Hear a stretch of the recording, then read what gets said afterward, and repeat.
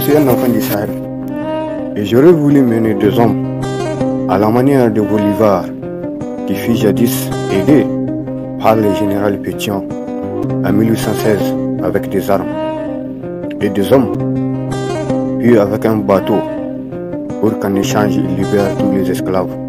Le pays est conquis et libéré au nom d'Haïti durant les guerres de libération sud-américaine. J'aurais voulu dire à tous ces intellectuels occidentaux qui se préparent pour un troisième conflit mondial qu'il n'y aura jamais assez de stratèges et de radars pour anticiper ces milliers d'arsenals nucléaires que l'Occident a produits dans le but de se protéger et intimider ceux qui n'en ont pas, comme je l'ai dit tantôt. J'aurais voulu purifier la conscience corrompue du mouton naïf qui est contraint à la pénitence dans mon palais présidentiel, à défaut d'un asile psychiatrique dédié aux moutons munis d'un casier judiciaire long comme Nicolas Sarkozy. J'aurais voulu dire au pays dit des droits de l'homme que le mouton Campaoré mérite de faire son exil en France, car l'Afrique n'en a plus besoin de lui. J'aurais voulu dire à Nicolas Sarkozy que la barbarie de la colonisation est loin d'être une performance qui pourrait honorer l'histoire de la France. C'est loin d'être une performance qui pourrait apporter un apport positif à une civilisation. Parce que ces derniers politicards ont eu le malheur de supposer que l'Afrique n'est pas assez entrée dans l'histoire.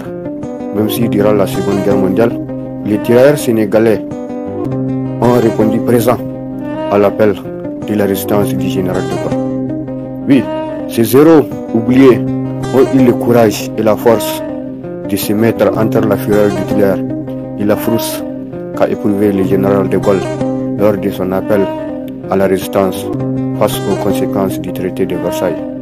J'aurais voulu dire à ce malheur diplomatique que fut Nicolas Sarkozy que le néocolonialisme est loin d'être une preuve du professionnalisme et d'humanisme de la France contemporaine, et que la pénétration coloniale est loin d'être une prouesse qui pourrait rivaliser avec l'histoire légendaire de la résistance africaine.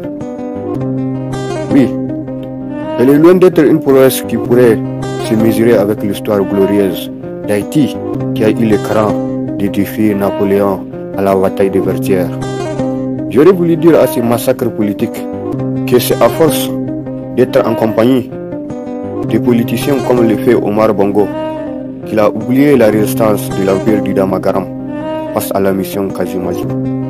Et si seulement il n'était pas en compagnie des moutons politiciens dressés par Jacques Chirac, il n'aurait jamais eu le culot d'affirmer que le berceau de l'humanité n'est pas assez entré dans l'histoire. Même si j'aurais voulu que Felwine Sarr passe une leçon d'histoire des enfants d'Afrique à Nicolas Sarkozy. J'aurais aimé que Dany Laferrière fasse où est la bonté de faire une leçon de morale à Nicolas Sarkozy, qui a omis l'histoire d'une période sombre de l'Europe, assistée et sauvée par les héros oubliés et sacrifiés dans les camps de Tchoré par la France, après avoir combattu vaillamment pour elle dans une guerre qu'elle a déclarée.